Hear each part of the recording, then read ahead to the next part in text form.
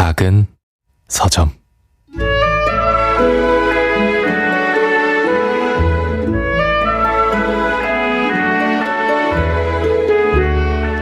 시즌에 사는 그 사람은 완무당을 소유하고 있었다.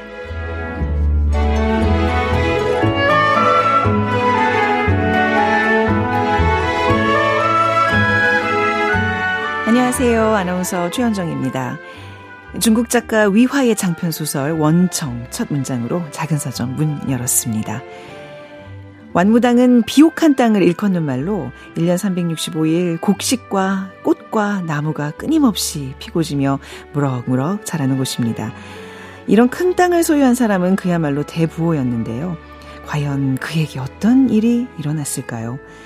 자, 소설에 대한 자세한 이야기는요, 최민석의 불타는 문학에서 들어보고요. 작은 서점 크루들의 특별한 큐레이션, 오늘 이 책부터 만나보겠습니다.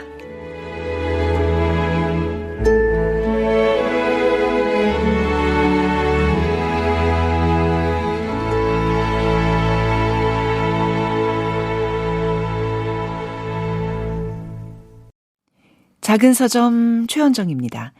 자, KBS 1라디오 작은 서점에서는요, 여러분의 소중한 의견 기다리고 있습니다. 문자와 모바일 플레이어 콩 통해서 참여하실 수 있는데요. 문자 번호 샵 9730이고요. 짧은 문자 50원, 긴 문자 100원입니다. 모바일 플레이어 콩은 앱을 다운로드 받으시면 무료로 메시지를 보내실 수 있습니다. 그리고 작은 서점 팟캐스트와 또 오디오 클립을 통해서도 만나실 수 있는데요. 유튜브로도 다시 듣기 가능하니까요. 그곳에 또 리뷰와 댓글도 남겨주시면 감사하겠습니다. 그리고 인스타그램에서 작은 서점 검색하시면 들어오실 수 있습니다.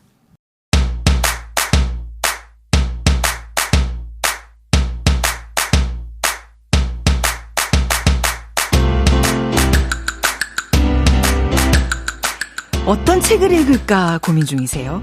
작은 서점 크루들이 세심하게 고른 보석 같은 책을 소개해드립니다. 오늘 밤을 위한 특별한 큐레이션, 오늘 이 책.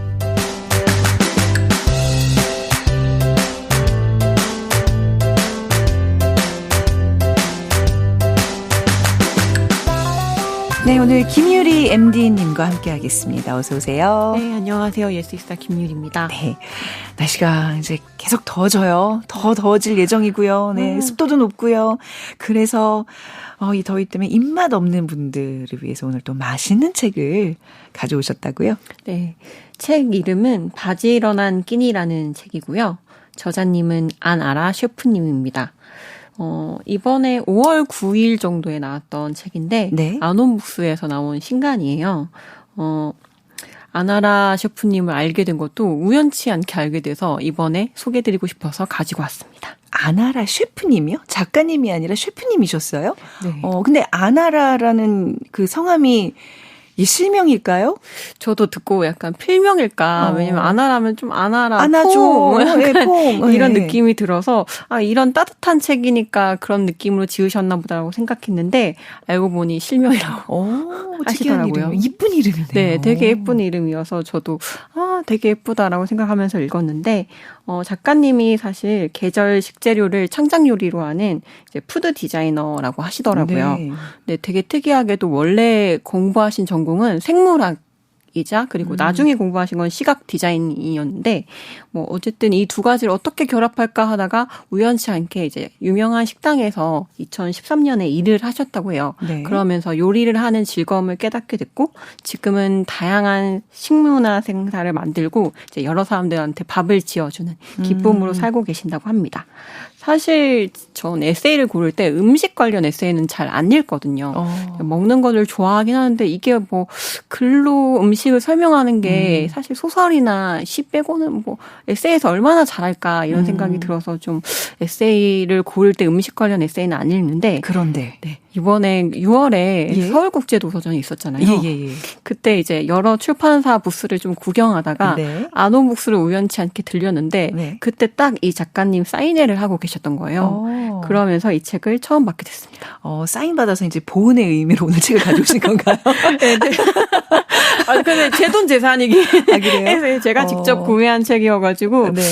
이 사인회도 받으면서 좀 특별한 책이 되긴 하죠. 근데 사실. 보통 이제 MD님은 그냥 가만히 앉아 계셔도 이제 책들이 이렇게 계속 네. 들어오면서 이제 이렇게 좀 소개해 주세요, 좀 잘 네. 팔아주세요 이런 청탁들이 들어올 텐데 또 그렇게 다니시면서 본인이 직접 구매하고 사인도 받으시고 그러신 거예요. 굉장히 특이한 경로네요. 현장에서 사실 이렇게 사인을 실제로 작가님을 보고 받으니까 저도 오랜만의 경험이어서 이제 회사 다니면서는 그럴 일이 별로 없었는데 되게 특별한 경험이기도 했습니다. 네. 그렇지만 사인을 받아서 가져온 책은 진짜 아니었고요.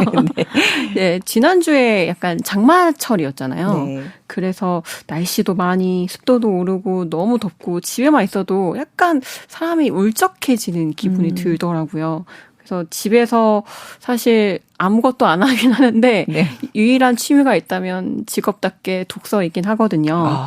그래서 소설책을 읽을까 하다가 가볍게 한번 에세이 읽자 하고 도서전에서 구매했던 이 책을 이제 집어 들었는데 진짜 읽자마자 와 이건 정말 잘 쓰시고 다정하게 잘 쓰신다 이런 생각이 드는 문체였고 무엇보다 이게 챕터마다 하나의 에세이 글이 있고 그 다음에 요리법이 나와요. 근데 그 요리법을 읽는데도 약간 그냥 단순한 요리법이 아니라 약간 하나의 글을 읽는 느낌으로 잘 써놓으셨더라고요. 그래서 보시면 아마 그 요리를 만드는 방법과 그 과정들이 생생하게 그려지는 책이어서 요리를 만드는 걸 좋아하시는 분들도 재밌게 볼 수 있는 에세이입니다. 굉장히 우연한 인연으로 닿게 된 한 권의 책인데 우리 김유리 님이 쏙 빠지셨다고 이렇게 요약을 해도 되는 거죠. 근데 이제 요즘 날씨가 더워서 불 앞에서 요리하는 게 좀 쉽지 않은 건데 근데 뭐 아무튼 요리에 대해서 막 찬양이 될 정도로 뭔가 그 매력에 빠질 수 있는 책이라는 얘기인 거잖아요. 책 설명 좀 더 들어볼까요? 알고 계시겠지만 요즘에 MZ 트렌드 중에 유행 트렌드 중에 제철 코어라고 아세요? 제가 모를 것 같죠. 제가 이거 최근에 들어서 알아요. 그러니까 제철 음식을 챙기는 게 힙하다 뭐 이런 의미인 거잖아요. 제철 코어. 네, 맞아요. 그래서 제철의 변화에 따라 특화된 소비나 경험을 강조하는 흐름을 이제 제철 코어라고 부르는데 이 책이야말로 아무래도 음식을 다루다 보니 제철 코어 트렌드에 딱 맞는 책입니다. 그래서 사실 음식을 어른들이 많이 한다고 생각하는데 좀 고루한 취미라고 생각하시는 분들도 있는데 1020 세대들 읽어도 확 나도 한번 해볼까? 이런 생각을 만들게 하는 책인 것 같아요. 그리고 어쨌든 이 아나라 셰프가 항상 바지런하게 부지런하게 매 끼니를 챙겨 먹는 모습이 나와요. 그래서 그걸 보니까 약간 이게 단순한 요리책이 아니라 한 사람의 일상을 통해 약간 음식의 의미를 찾는 책이기도 해서 색다른 부분이 있습니다. 또 제목도 부지런한 끼니가 아니라 바지런한 끼니잖아요. 이게 어감이 좀 많이 다른 것 같아요. 바지런하다 그러면 뭔가 부지런한 것보다 좀 더 경쾌하고 그렇죠? 더 이렇게 들떠서 신나서 움직이는 느낌이 있잖아요. 이 제철 코어 말씀하셨는데 사실 이거는 요즘 MZ 트렌드라기보다는 정말 이거는 그러니까 저 이상의 어떤 그 나이 많으신 분들이 하던 거잖아요. 그러니까 뭐 여름에 되면 민어를 먹어야 되고 겨울에는 방어철이니까 회도 먹어야 되고 뭐 등등 뭐 봄에는 두릅을 또 삶아서 초장에 찍어 먹고 그런 것들인데 요즘 이제 젊은 세대들한테 이제 이게 트렌드가 됐다는 거 굉장히 이색적인 것 같아요. 그러니까 아무래도 그 자연스럽게 그 철에 맞는 식재료를 먹다 보면 그 자연의 변화를 온몸으로 느끼게 되는 거잖아요. 이건 굉장히 좋은 문화인 것 같죠? 아무래도 약간 자기 자신을 위로하는 방법에 대해서 MZ 세대들이 좀 고민해서 제철 코어가 유행하는 게 아닐까 그런 생각이 들기도 하는데요. 사실 음식을 약간 저희가 먹을 때 저는 그냥 식감만 생각했는데 이 책을 읽으면서 느낀 게 요리는 사실 오감으로 계절을 경험하는 거다라고 말씀을 하셨더라고요. 그래서 그걸 보니까 진짜 내가 음식을 먹을 때 그 풍경, 날씨 이런 것까지 확실히 기억을 하는구나 이런 생각을 처음 하게 되었습니다. 네, 아무래도 아나라 셰프님이 식당에 처음 취직했을 때도 미션이 있었는데 그때 계절마다 새로운 메뉴를 개발하고 매일 다른 음식을 만드는 게 약간 과제였었나 봐요. 그때 작가님이 생각하기에 가장 큰 힘이 된 게 바로 어릴 적 경험이라고 하더라고요. 네네. 그저 이제 생각해보면 끼니라는 단어가 예. 들어간 것도 네. 요리라는 그 진중함을 좀 덜어내고 뭐 매일의 일상성을 담은 단어이기도 한데 어떻게 보면 그저 가족하고 함께한 끼니가 자기의 미래의 자산이 된 거죠. 그래서 봄이면 나무를 이제 손질해서 묻히거나 겨울이면 이제 유자청을 담그거나 그런 기억들을 떠올리면서 메뉴를 구상하셨다고 해요. 그렇다 보니까 지금 생각해보면 가족들하고 매일 밥을 먹으면서 이제 계절을 자연스럽게 습득해 나가는 과정이 아닐까 이렇게 말씀도 해놓으셨더라고요. 네. 그러니까 정말 제철 음식을 먹는다는 거 예전에는 이게 농장 재배법이 이렇게 지금처럼 과학기술이 발달하지 않았기 때문에 딱 그때만 먹을 수 있는 음식들이 맞아요. 있었고 우리 진짜 생각해보니까 부모님들이 특히 우리 엄마가 이제 차려주는 밥상은 그 계절에 제일 신선한 것들로 정말 정성껏 묻혀서. 근데 그런 기억들이 있는 셰프라니까 더욱더 어떤 그 제철 음식에 대한 본인의 추억 또 느낌 이런 거를 굉장히 잘 살려서 네. 묘사를 했겠군요. 네. 그리고 또 사실 우리는 이 끼니, 아까 끼니란 말씀하셨지만 진짜 여기 진심이잖아요. 그냥 그쵸. 우리는 밥 한 번 먹자. 혹은 밥 먹었니? 네. 뭐 이게 항상 일상 인사로 네. 예, 할 정도로 말이죠. 네. 그래서 드라마 보시면 이제 예. 무조건 밥 먹는 장면 나오잖아요. 그러게요. 싸워도 밥을 먹고 화해를 해도 밥을 먹고 그래서 그런지 에세이에서도 저도 몰랐는데 이제 요리에 관심이 크게 없으니까 요리 에세이가 유난히 많이 나오는 것도 네. 이번을 통해서 좀 처음 알게 됐어요. 네. 그래서 보다 보니 요리 프로그램이 또 유행이기도 했었잖아요. 네. 그래서 셰프들이 스타가 되기도 하고 네. 그러다 보니 우리 민족한테 음식이란 무엇인가 이런 생각이 되게 많이 들었고 예. 밥을 나눠 먹으면 무엇을 먹을지 고민하면서 이제 이야기를 나누고 그렇게 되면서 이제 관계를 이어가고 이런 과정들이 음식이 주는 힘이 도대체 뭘까 네. 이런 생각을 많이 하게 됐습니다. 그러니까 여름이니까 좀 여름에 관한 에피소드 이야기 뭐 하나 들어볼까요? 이미 진짜 덥긴 한데 네. 지금 땀도 엄청 걸어오면서 땀이 줄줄 네. 나더라고요. 근데 여름이면 사실 식당 등이 냉방을 되게 잘 되고 있잖아요. 저희가 이제 밥을 먹을 때 네. 그래도 이제 부엌 이제 주방 같은 경우에는 바깥보다 10에서 15도 정도 더 덥대요. 그쵸, 아무래도 열을 계속 가하다 보니 네. 그래서 셰프님들 체력도 되게 빨리 동나고 그러니까 스탠밀에 대해서 유난히 신경을 많이 쓰는 계절이 또 여름이라고 하더라고요. 그러니까 스탠밀이라 하면 이제 직원들이 같이 나눠 먹는 음식을 말하는 거죠. 네, 중간 이제 브레이크 타임 때 네. 이제 음식을 준비하면서 먹는 이제 음식을 말하는 건데 무엇보다 이제 이 스탠밀 같은 경우에는 입맛을 돌게 해야 한다가 가장 중요한 지점이라 여름에 스탠밀 뭐가 좋을까요? 저는 그냥 냉국수 정도 아닐까 이렇게 생각했는데 네. 아니면 뭐 잔치국수 후루 예, 먹거나 비빔국수 이런 거. 네. 근데 아나다 셰프님은 뜻밖에도 카레를 선택하셨습니다. 카레는 정말 그 바글바글 끓여야 되거든요. 계속. 네, 요즘에 불 앞에 오래 있어야 되는데 듣기만 해도 너무 더운데요? 네, 책을 보면 그 카레를 끓는 시간이 약간 지옥불이나 다름없다고 예, 왜 하필 카레일까요? 네, 표현되어 있는데 특히 이제 여름 카레를 끓일 때 보면 약간 건식 사우나에 들어간 기분이다. 네. 이런 표현이 나오는데 생각해보니 건식 사우나 5분 버티기도 힘든데 그거를 몇 시간 서서 계속 끓이고 계신 거잖아요.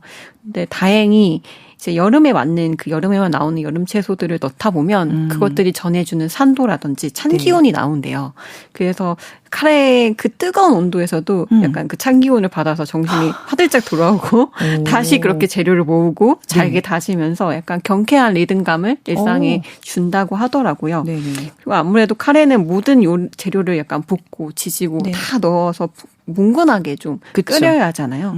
그러다 보면 이렇게 소스를 이렇게 저어야 하는데 젓다 보니 온갖 고민들이 다 해결된다는 거죠. 단순 노동이 네. 계속 반복돼야 되니까.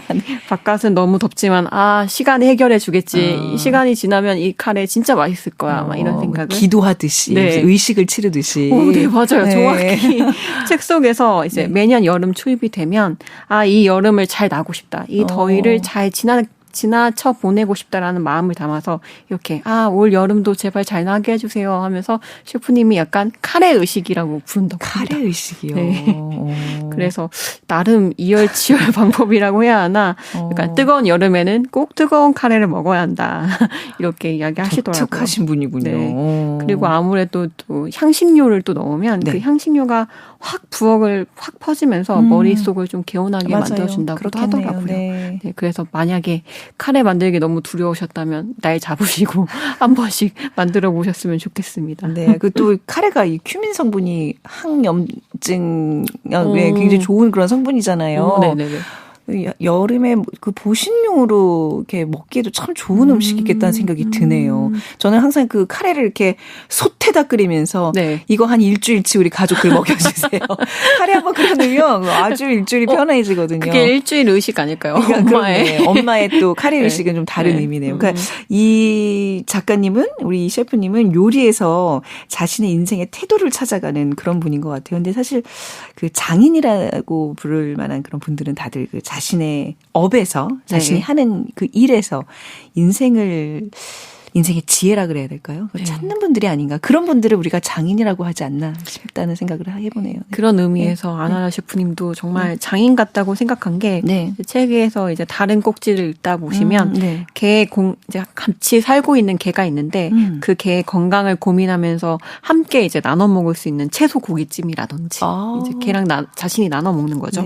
혹은 이제 고향과 부모님을 기억하게 하는 매생이 보리 리조트를 이제 먹으면서 엄마가 나한테 줬던 추억은 무엇이지? 이런 걸 생각해 보거나 본인들이 존경하는 친구들의 레시피도 나와요. 그래서 만두 레시피라든지 유부 레시피 이런 거 나오거든요. 그래서 이 친구를 요리를 통해서 이 친구의 인생을 약간 알려주는 그런 모습들이 있어서 요리를 통해서 이렇게 다채롭게 많은 사람들을 볼 수 있구나라는 생각이 좀 들었고 좀 저도 이제 아는 사람을 만나거나 지인들을 초대하면 배달 음식 시키거나 그렇게 되잖아요. 이제 그러지 말고 좀 나만의 요리를 만들거나 친구들한테 무슨 요리를 좋아해? 혹은 너 요리법 뭐 가지고 있어? 왜 좋아해? 이런 걸 물어보면서 좀 요리를 한번 만들어 봐야겠다 이런 생각이 들었습니다. 네. 좀 이렇게 또 소개해 주실 만한 좋은 구절 없을까요? 이거 보시다 보면 되게 얇아서 후루룩 읽을 만한 책인데 그 에필로그가 끝에 있어요. 그 구절이 사실 이 작가님이자 셰프님의 마음일 텐데 들어볼까요? 더 많은 이와 맛있는 것을 먹으며 다정하게 이야기를 자주 나누고 싶다. 그 이야기를 기억하고 싶다라고 쓰셨거든요. 아무래도 이야기를 음식을 통해서 그들하고 나누는 시간, 이야기가 중요하다는 것을 이 책을 통해서 말씀하시고 있는 것 같아요. 야식이 땡기는 그런 시간인데 혹시 냉장고에 카레 있으시면 라면 국수라도 삶아서 이렇게 비벼 드시면 아주 좋은 야참이 되지 않을까. 갑자기 배고파지네. 근데 이게 TV 프로그램 그 컨텐츠로 먹방 트렌드 이게 끝날 듯 하지만 계속 사람들이 관심을 갖고 또 진화되면서 사랑받잖아요. 근데 오늘 이 책을 소개받으면서 또 이런 책으로 만나는 그런 음식에 관한 이야기 끊임없이 또 사람들한테 관심을 받지 않을까라는 생각이 듭니다. 오늘 굉장히 또 신선한 책이었습니다. 아나라 작가의 바지런한 끼니 였습니다. 관심이 있는 분들은 꼭 한번 읽어보시길 바라면서 김유리 MD님은 여기서 보내드리도록 하겠습니다. 감사합니다. 네, 감사합니다. 잭 존슨의 바나나 팬케이크스 듣고 다시 오겠습니다. Well, can't you see that it's just raining? There ain't no need to go out. 작은 서점.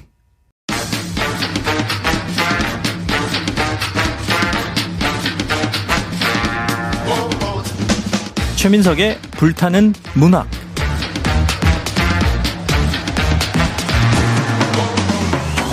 우리의 마음을 저미는 명작. 오랜 시간 살아 숨쉬며 여전히 불타오르는 명작. 앞으로 그런 명작이 될 거라 여겨지는 작품까지. 최민석 작가가 아끼는 명작 이야기 작은 서점에서 풀어봅니다. 소설가 최민석의 불타는 문학.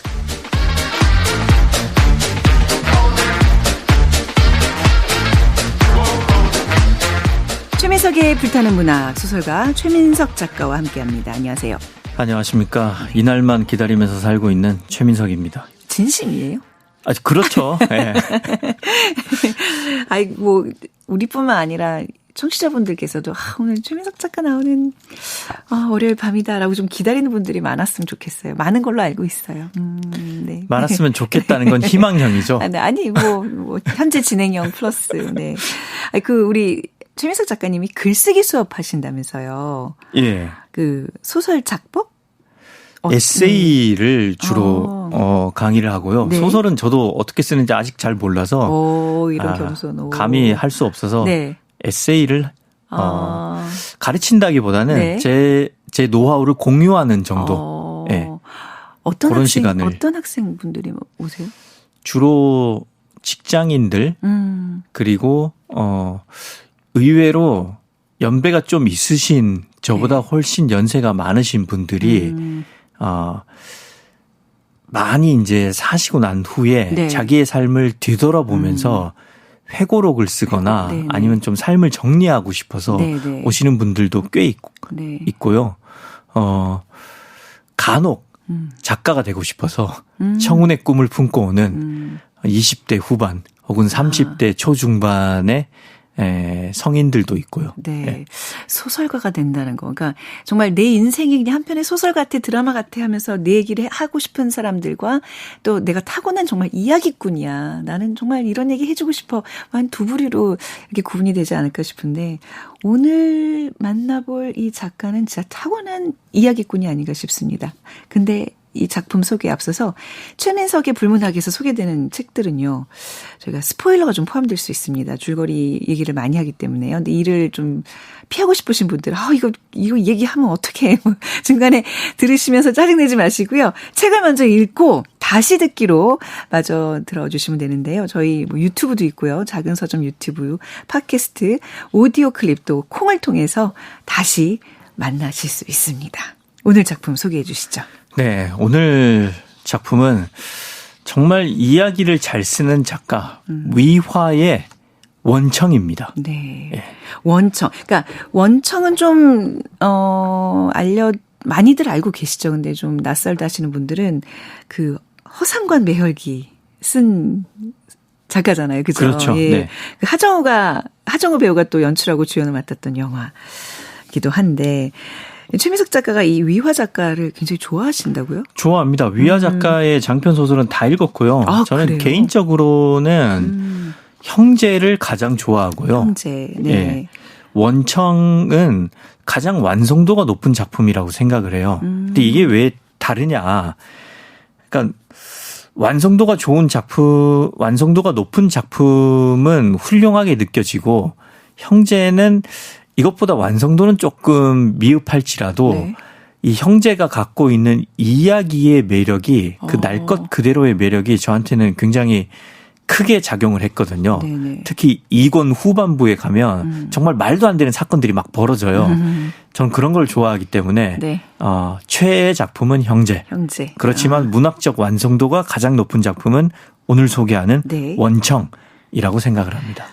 이 책을 조금 미리 저한테 한다고 알려주시면 저도 열심히 완독을 했을 텐데 너무 두꺼워가지고 이건 좀 아쉬운 면이 있었는데 아니 이 위화 이분의 소설은 한 번쯤 이렇게 정말 완독을 한번 해보고 싶어요. 이분이 매년 제가 알기로는 이제 노벨 문학상 후보로 계속 오르는 분이잖아요. 그 정도로 세계적으로 유명하신 네. 분이고 꼭 한번 만나 뵈야 하는 분인데 작품으로 읽다 말고 하는 반성을 하면서 작가에 대한 좀 자세한 설명 좀 들어보겠습니다. 네. 좀 전에 말씀하셨지만 명실상부하게 중국 현대문학을 대표하는 작가고요. 네. 원래 직업은 발치사였습니다. 발치사요? 입 뽑는 발치사요? 그렇죠. 이게 이제 중국에서는 치과 의사가 아니라 그 이만 뽑는 사람이 따로 있나 봐요. 네네. 그래서 이제 위안은 젊은 시절에 발치사를 하다가 남의 일을 그 입안을 계속 들여다보는 게 싫었대요. 네. 그래서 맞은편에 맨날 좀 노는 사람들이 있는데 저 사람들은 대체 뭘 하는 사람들이냐. 그러니까 누가 저 사람들은 문화원 소속 작가들이라는 거예요. 작가는 뭐 하는 사람이냐. 소설이라는 걸 쓰는 사람이다. 네. 그래서 그럼 나도 그런 걸 해보고 싶다. 그래서 결국은 소설가가 됐고요. 계기가 너무 좀 이상한데요. 그냥. 계기도 정말 소설적이죠. 예. 그러니까요. 네.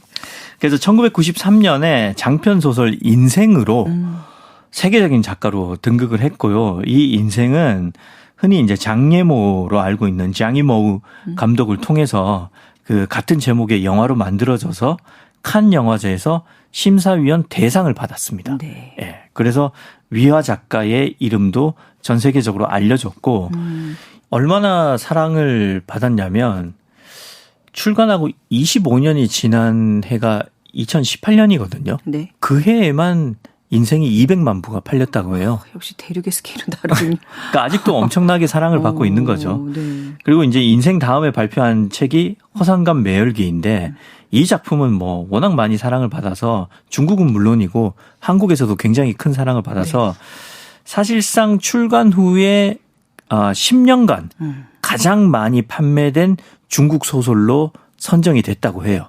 중국에서. 네. 예. 그리고 이후에 이제 현대사회를, 중국 현대사회를 예리하게 그려낸 형제. 제가 제일 좋아하는 작품. 그리고 제7위를 잇따라 발표하면서 중국 사회에 첨예한 논쟁을 불러일으켰고요. 그리고 2021년에 위아 작가가 8년 만에 발표한 소설이 원청인데 네. 사실 8년 만에 발표했다고 해서 이 소설을 8년 동안 쓴 게 아닙니다. 위화가 이 작품을 23년 동안 썼습니다. 23년간의 집필 끝에 탄생한 책이란 말이에요. 그렇죠.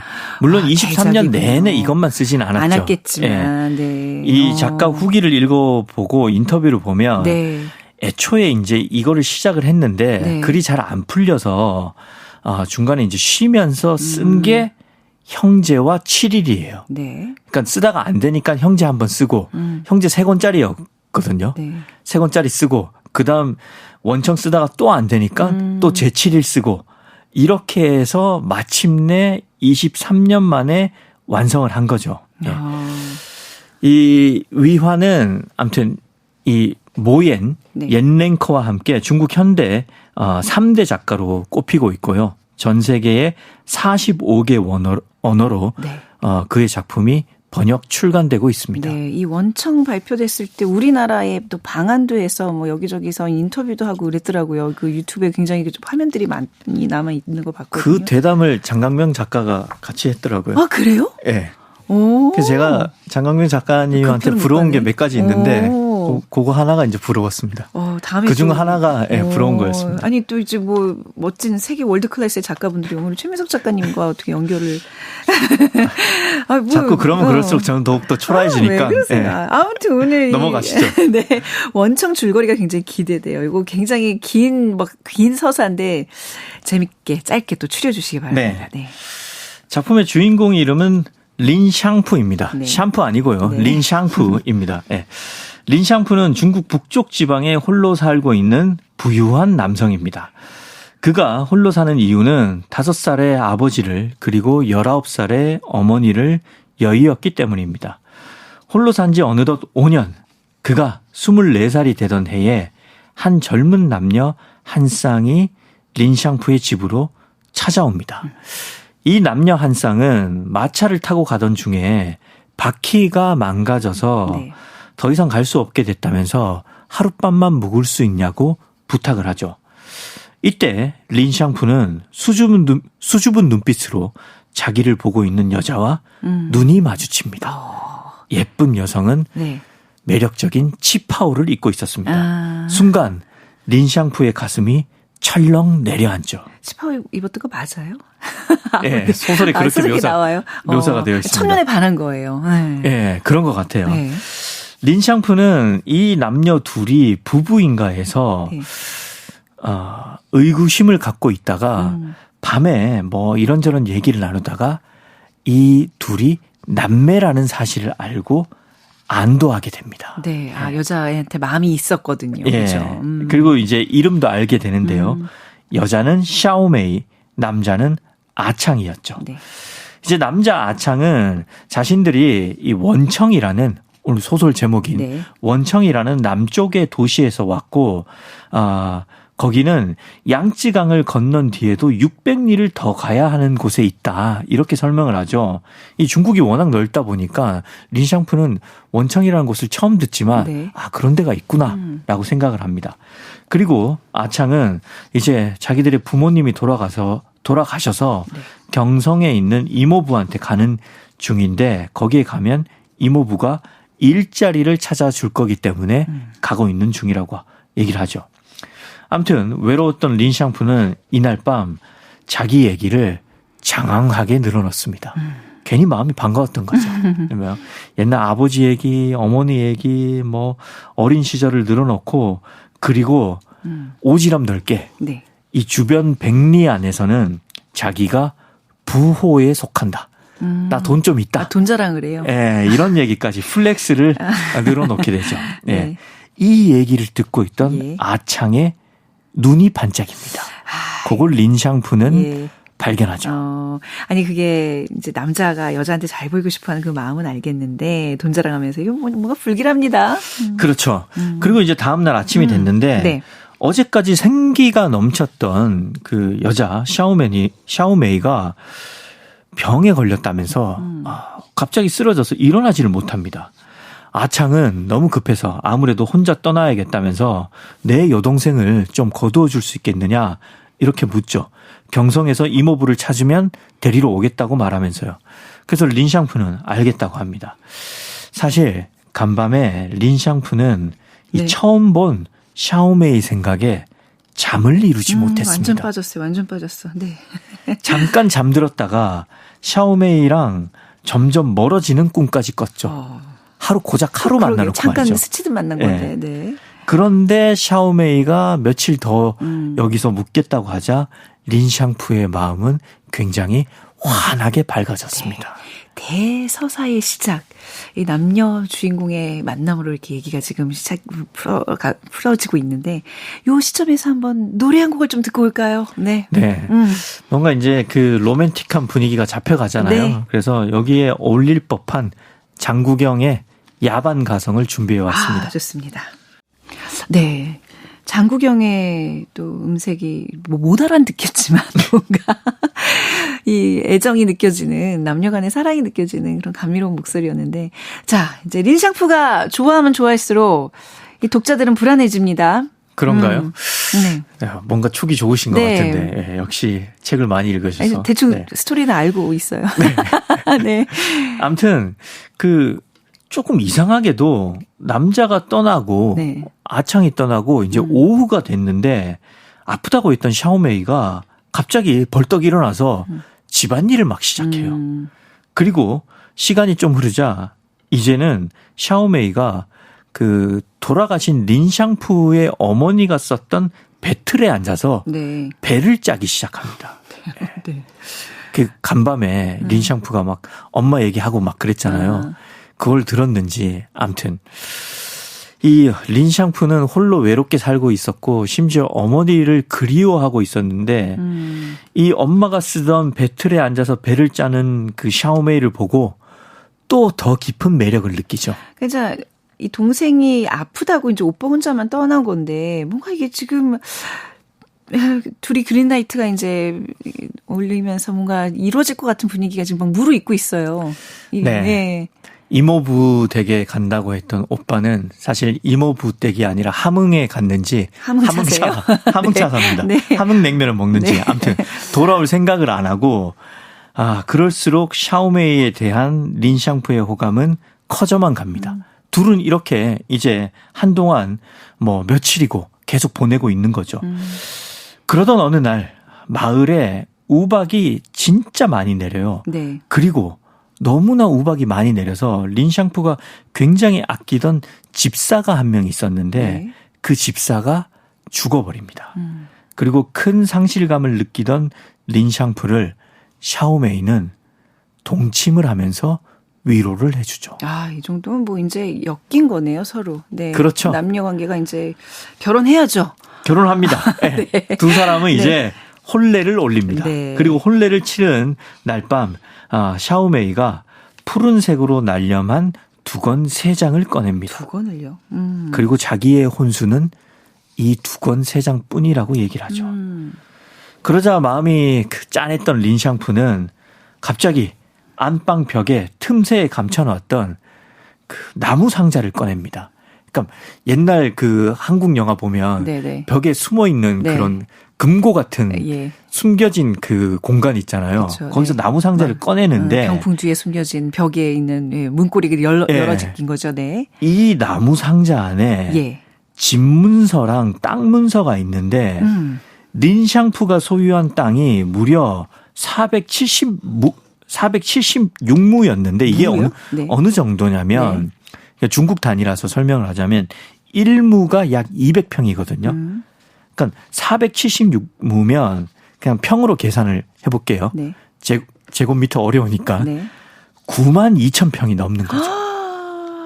그러니까 그냥 좀 잘 사는 남자, 좀 돈 있는 남자가 아니라 그 정도가 아니었던 거예요. 부호네요. 네. 오. 근데 사실 결혼까지 했으니까 자기 아내에게 내 그 재산이 어느 정도인지는 뭐 이렇게 얘기해 주는 게 맞는 건가요? 투명하게 공개를 하는 그렇죠? 거죠. 네. 근데 린샹푸는 굉장히 투명한 남자라서 여기에 그치지 않고 이제는 붉은 보자기를 꺼내서 펼치는데요. 네. 거기에는 또 커다란 금괴 17개와 작은 금괴 3개가 들어있습니다. 자산 부동산을 다 까는군요. 예, 와, 이게 네. 린샹푸의 조상들과 어머니 아버지가 열심히 일해서 모은 집안의 재산이었던 거죠. 그러니까 그 왜 샤오메이 오빠가 네. 이 린샹푸가 부자란 말에 이렇게 눈이 반짝거렸던 게 이제 막 갑자기 그렇죠. 떠오르는데요. 다시 이제 기억이 나죠. 네. 아무튼 그로부터 얼마 후에 샤오메이는 부처님한테 오빠를 좀 보살펴 달라고 빌겠다면서 근처에 있는 절에 다녀오겠다고 얘기를 합니다. 네. 그런데 절에 가고 난 후에 해가 지고 밤이 깊어도 샤오메이는 돌아오지 않습니다. 이게 어디 한번 가면 안 돌아오는 게 이 함흥차사인 게 이 집안의 내력인지 네. 샤오메이는 뭐 기도를 그렇게 열심히 하는지 이틀이 지나도 돌아오지 않습니다. 이제 린샹푸는 제정신이 아닙니다. 그러다가 이상한 느낌이 들어서 집문서와 땅문서 그리고 금괴를 확인해 봅니다. 혹시 네. 다행히 네. 집문서와 땅문서는 그대로인데 큰 금괴 7개와 네. 작은 금괴 1개가 없어졌습니다. 아이고.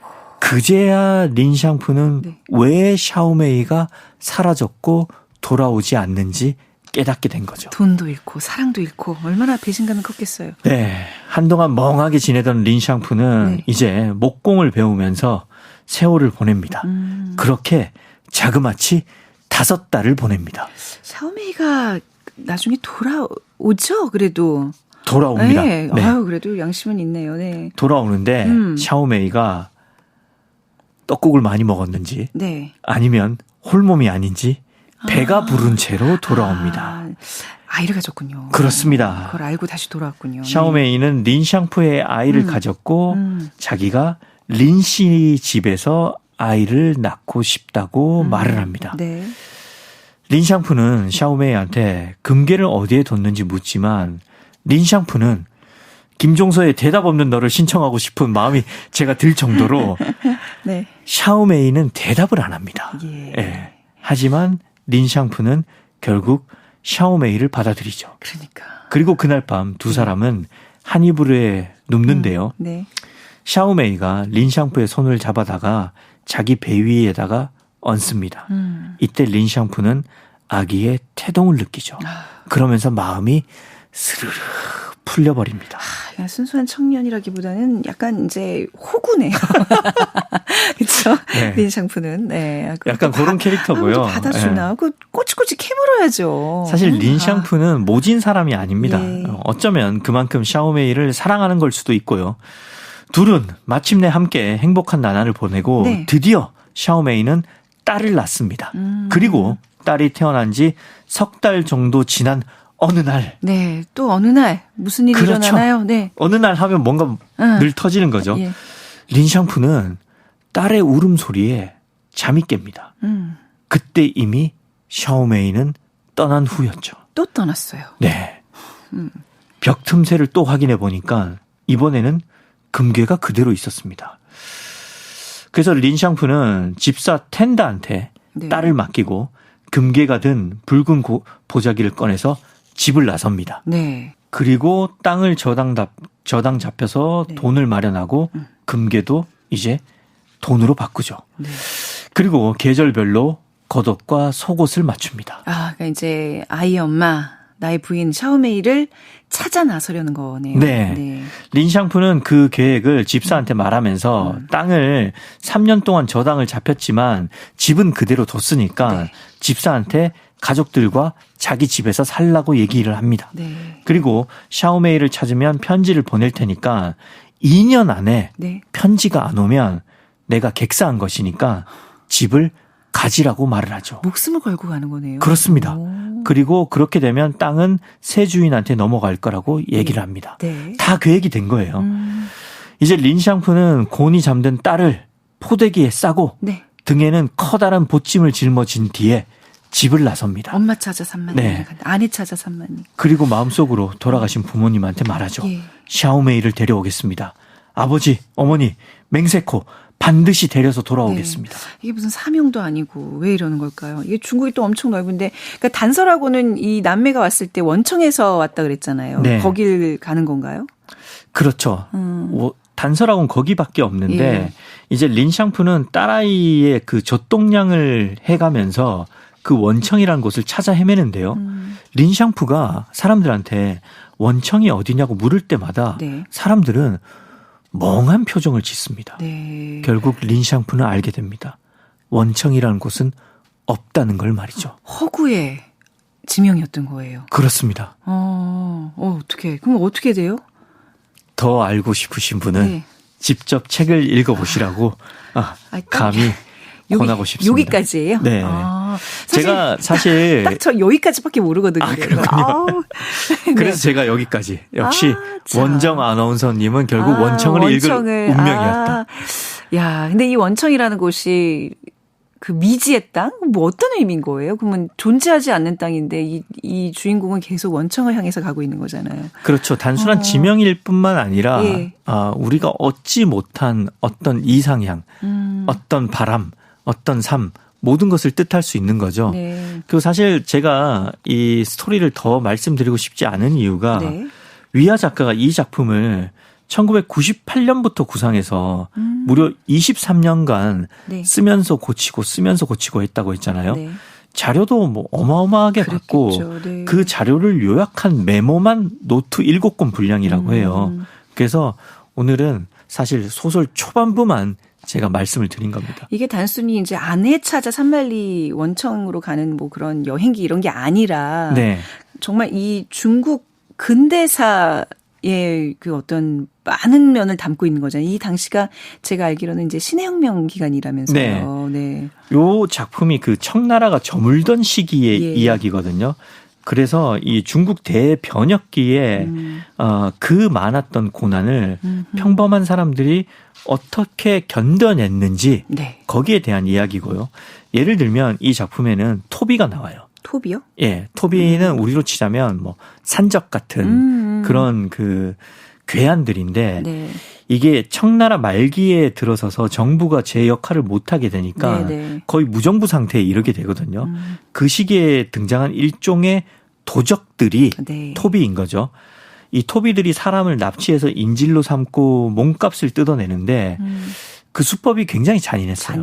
예, 네. 산 사람의 길을 베는 장면까지 나오고요. 네. 아무튼 그렇게까지 고초를 당한 사람들이 그 토비 일당한테 어떻게 맞서는지 그 사람들의 위대함과 네. 용기를 나중에는 그 약간 장르 소설처럼 전쟁 씬까지 곁들여서 아주 흥미진진하게 보여주고요. 네. 그리고 위아 작가 특유의 그 풍자와 해악 네. 이런 것들이 굉장히 유머러스하게 그려지면서 후반부로 가서는 굉장히 가슴 뭉클한 감동적인 이야기까지 나옵니다. 그러니까 정말 정부가 없는 그 아노미 시기, 격변의 시기에 민초들의 순환기를 다뤘다. 근데 네. 그게 이제 정말 한 중국의 100년 역사들을 총망라하는 정말 대서사. 네. 요 시기가 보니까 우리 그 드라마에 미스터 선샤인 나오고 네. 그렇죠. 조정래 이제 아리랑 무슨 박경리의 토지 요 때의 그 네. 혼란기랑 네. 비슷한 그 느낌으로 그려지는 것 같더라고요. 역시 역사전을 네. 진행자 출신답게 네. 역사 얘기가 나오니까 네. 막 눈이 반짝이면서 이야기가 이제 풍성해지는군요. 네. 이게 작품이 한 600페이지 정도 되거든요. 그런데 진짜 한 번 잡으면 손을 그 책에서 뗄 수 없을 만큼 네. 이야기가 몰입감 있게 진행이 되고요. 사실 위아 작가가 20세기 중국을 전부 다 소설로 다뤄보고 싶은 꿈이 있어서 이 소설을 썼다고 해요. 네. 이게 무슨 말이냐면 인생은 1950년대 중국의 대약진 운동이 배경이었고 네. 허상감 매열기는 1960년대 문화 대혁명기 그리고 형제와 7일은 문화 대혁명기 이후에 자본주의 중국 사회를 담은 작품이었고요. 우리나라의 조정래 소설가가 왜 생각이 나죠, 저는? 그렇죠. 비슷한 그런 느낌. 느낌인 거죠. 네. 그리고 오늘 소개한 원청은 1900년대 초반에 그 청나라가 무너질 무렵에 네. 그 말씀하신 신의 혁명기 때를 다룬 거죠. 네. 그래서 이 위아 작가가 늘 이 1900년 초반대의 이야기를 못 써서 네. 자신이 그 해결하지 못한 숙제를 안고 살아가는 느낌이라고 얘기를 했는데 원청을 완성하면서 사실상 자기 작품만으로도 네. 20세기 중국을 전부 다 다루게 된 거죠. 이제 위아 작가의 뭐 인생 형제 제7일 원청까지 쫙 읽으면 그 중국의 한 100년 역사를 다 그렇습니다. 섭렵할 수 있다. 네. 그 그래서 얘기군요. 실제로 중국의 그 출판사에서는 네. 위화의 소설을 읽으면 중국의 100년을 볼 수 있다. 이런 식으로 광고를 했다고 해요. 그렇군요. 네. 자, 정말 오늘은 시간이 부족할 정도로 할 얘기가 많은 작가인데 여기까지 나머지 네. 부분은 우리 독자들에게 맡기도록 하겠습니다. 자, 저희가 마련한 시간 여기까지고요. 작은 서점 오늘 문을 닫을 시간입니다. 최민석 작가와도 인사 나누고요. 저는 내일 다시 뵙겠습니다. 지금까지 아나운서 최원정이었습니다. 고맙습니다. 고맙습니다. 쉐쉐.